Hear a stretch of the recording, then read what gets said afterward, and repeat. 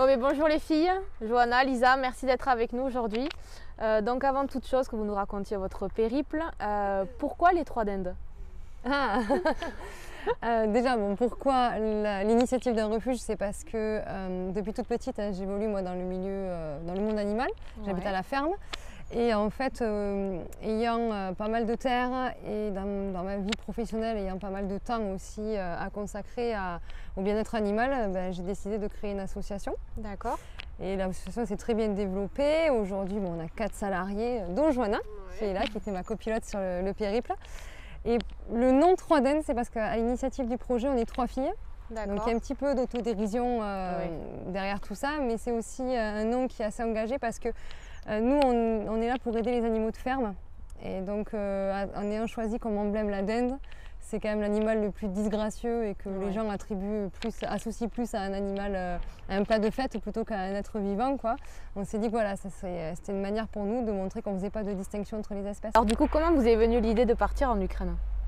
En fait, en voyant tout ce qui se passait à l'actualité, on s'est demandé comment agir nous à notre propre échelle, sachant qu'on ne pouvait pas agir d'un point de vue humanitaire parce que ce n'est pas du tout notre champ d'action.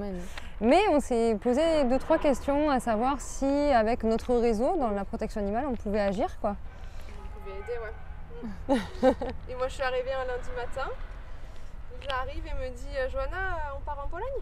Quand? Dans une semaine? Voilà, c'est né comme ça. Et puis on a dit notre but c'est d'acheminer des dons là-bas. Donc on a rassemblé pas mal de croquettes pour chiens et chats, des aliments chevaux, des couvertures, du matériel médical aussi.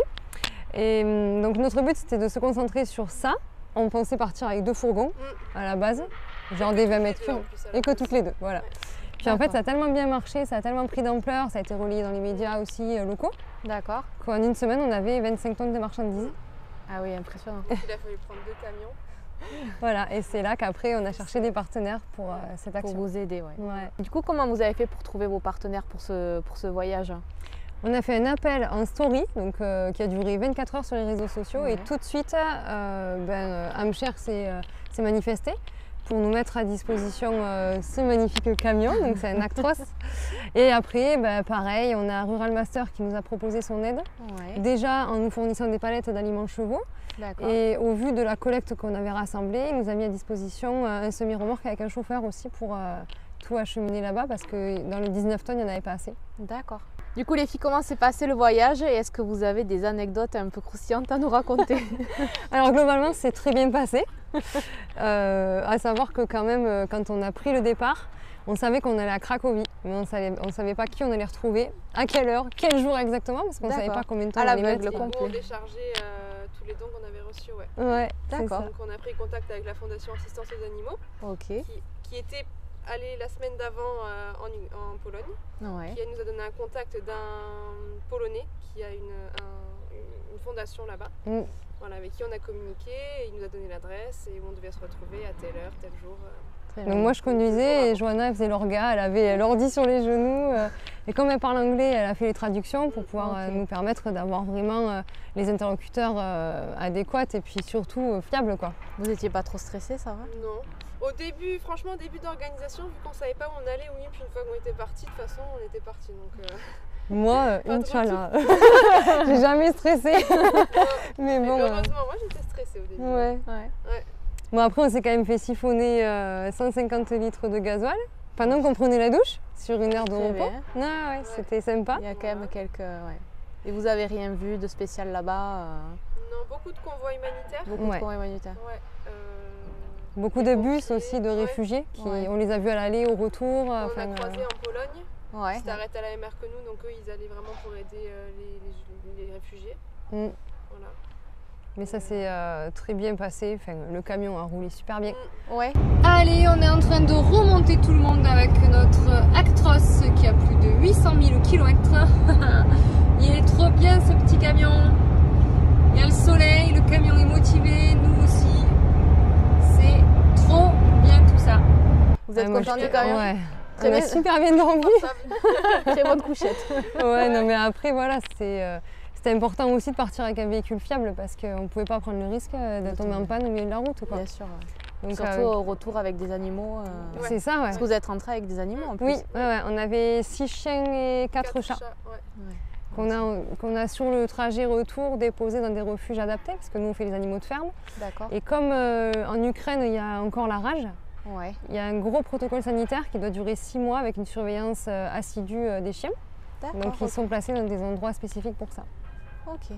Oh, mon Dieu, que t'es mignon. Oh là là, mais oui, c'est un chien tout mignon. Oh là là.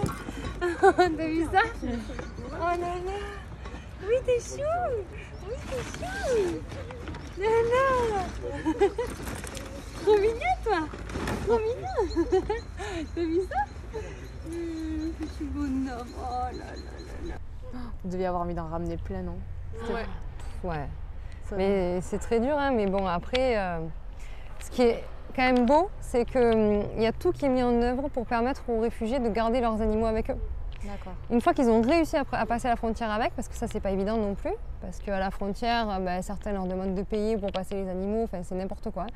Mais au final, une fois qu'ils ont réussi à arriver en Pologne avec, il y a vraiment un système de solidarité qui est mis en œuvre pour pouvoir soigner leurs animaux, les nourrir avec ce que les autres pays, comme nous, la France, amenons sur place. Hein.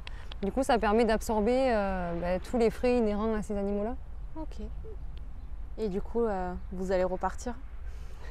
Alors, pas tout de suite, parce qu'on a quand même un refuge où on a 130 bêtes sur place à s'occuper. Donc on a beau avoir pas mal de staff, on n'est jamais trop sur place. Il faut être au minimum 5 ou 6 tous les jours pour gérer tout ça. Parce que c'est des animaux qui ont des pathologies. Oui, bien sûr. À côté de ça, on mène des enquêtes de maltraitance. C'est Joanna qui s'occupe de ça. Et puis on recrute toujours des familles d'accueil. Donc il y a beaucoup de travail. Donc avant de repartir, on va essayer de déjà absorber tout le retard qu'on a pris et puis après on verra quoi. Bon, on a vu que c'était possible et qu'on pouvait le faire. Donc pourquoi pas. On va repartir avec la même équipe. Ouais. Bon merci les filles en tout cas. Merci à vous surtout. Et vraiment bravo pour ce que vous avez fait. Merci beaucoup.